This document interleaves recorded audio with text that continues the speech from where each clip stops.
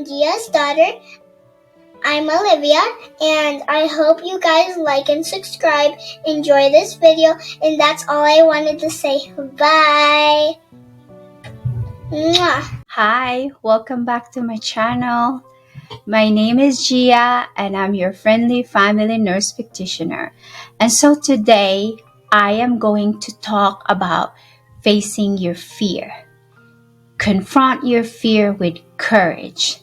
So as a new nurse practitioner, it's totally normal to feel overwhelmed by all the uncertainties and challenges of the job.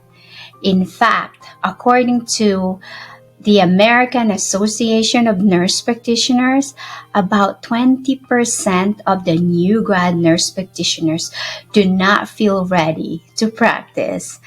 And I was definitely one of those 20%.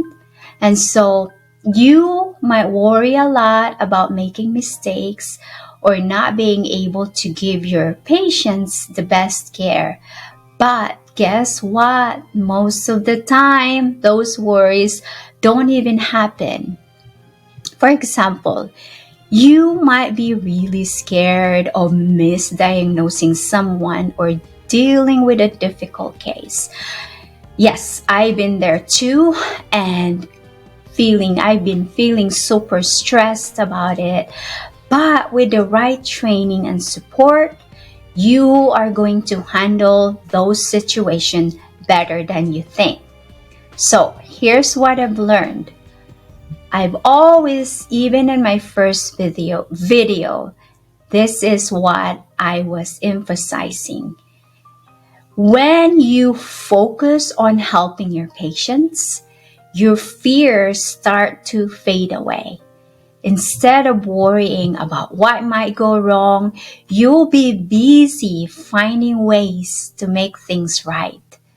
And knowing that most of our worries or fears, most of our worries never actually happen, can really help calm your nerves. It lets you face each day feeling more confident, knowing you've got what it takes to handle whatever comes your way, because you do. You've got this. You went to school, you got your full training, you had your clinicals, you passed your boards, and you landed your job, right? So I want to share to you this. This is a statement by Jimmy Narain, and he says, "Fear seems huge when you don't do anything about it, but when you face it, you realize it's not as scary as you thought." Jimmy Narain is all about facing your fears with courage. And as a new nurse practitioner, that courage will help you grow and succeed in your job. By the way, Jimmy Narain is a well-known entrepreneur, a speaker, and a coach, and he's specializing in personal development, online education, and public speaking. He's mostly recognized for, on his expertise about helping people achieve their goals, overcoming their fears, and building confidence. So I want you to imagine this.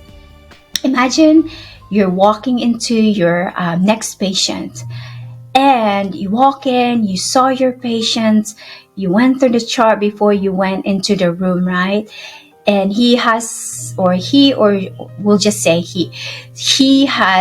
multiple comorbid condition. He got heart disease, he got like kidney disease, he got like thyroid disease. And he came in because he wasn't feeling well. Maybe he's even having some chest pain and shortness of breath. And at first, as a new nurse practitioner, it might feel like a lot to handle. Trust me, I've been there too. But I don't want you to worry. You've got this.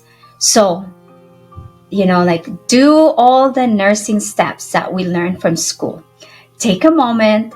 Take a look at your patient. Check the vital signs. Is he stable? Or does he really look sick? Does he need to go to the hospital, or can he stay at your clinic? And if you can stay at your clinic, you can treat him. So all those things that you're going through, you are taking actions. So as the history, do your history, you already review the medical records, and all of this can help you understand what's going on so you can figure out the best way to help. But you have to do all of these things in a relaxing way, meaning you have to really pay attention to whatever it is you're doing and not let the fear override your attention, so that way you're able to look for answers you can best recommend what is best or how to help your patient, right? And so sometimes too, on another note, it's totally normal to feel like you're falling behind on all your patient visits. I certainly have been. And then you feel like you have to rush things because you want to finish up. But always remember why you're here, though. Why are you a nurse practitioner?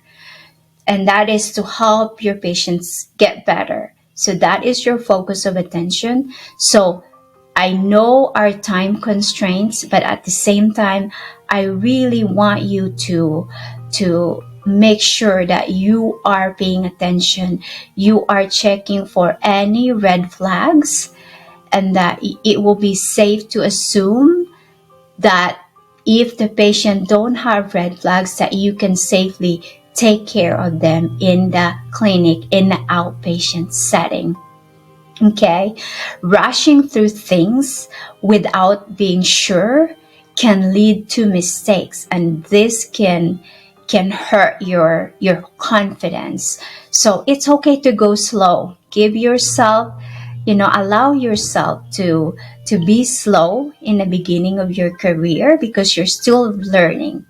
Okay, so I want to say this again. I know it sounds cliche, but every patient encounter is a chance to learn and grow, and trust that with each one, you're getting better and better at what you do. And most importantly, keep putting your patient's well-being first in the context of your clinic, right? Of course, you have to take care of yourself first. That's what we talked about in the last video. But in your clinic context, your patient's well-being is the number one. And that's what being a great nurse practitioner is all about.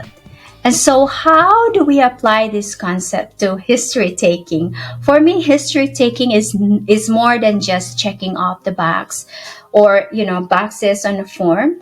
It's about building trust and understanding with my patients. And I am going to walk you through how I approach this aspect of patient care with courage. Okay. So, like I mentioned to you, I am going to share how I perform my HPI. So, I use OldCart to learn more about a patient's symptoms. And this helps me not forget important details and figure out if the symptoms are new or ongoing. This guides my treatment decisions. And you know about OldCart, right? So I'm not gonna dig deeper on each of this. So O is onset, location, duration, characteristics, aggravating factors, relieving factors, and timing. I also ask about progression. I always ask about, if the symptoms how the symptoms have been changing over time. Are they getting better, or staying the same, or getting worse? And this helps me understand the severity and duration of the symptoms, which is very important for our treatment recommendations, right? Okay. I also ask about any previous symptom history, and if so, what has been done to improve the symptoms in the past. By knowing what has worked or not worked before, I can suggest better treatment options and prevent myself from recommending the same things that have not worked in the past. And this will save you time and prevent frustration to both you and your patient. In addition, I also ask about how these symptoms affect their quality of life.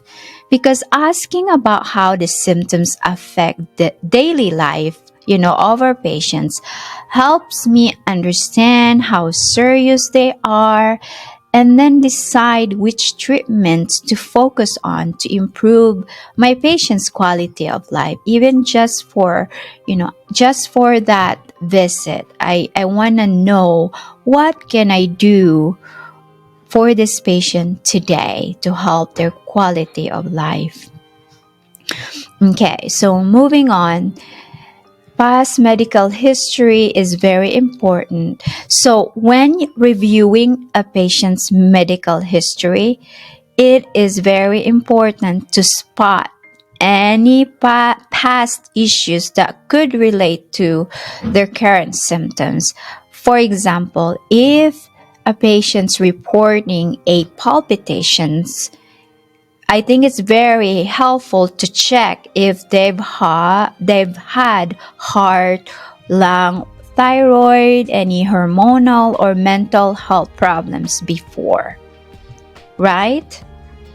All right, so surgical history. So surgical history matters too, especially for symptoms, for musculoskeletal symptoms, or if a patient's coming in for like a pain issue.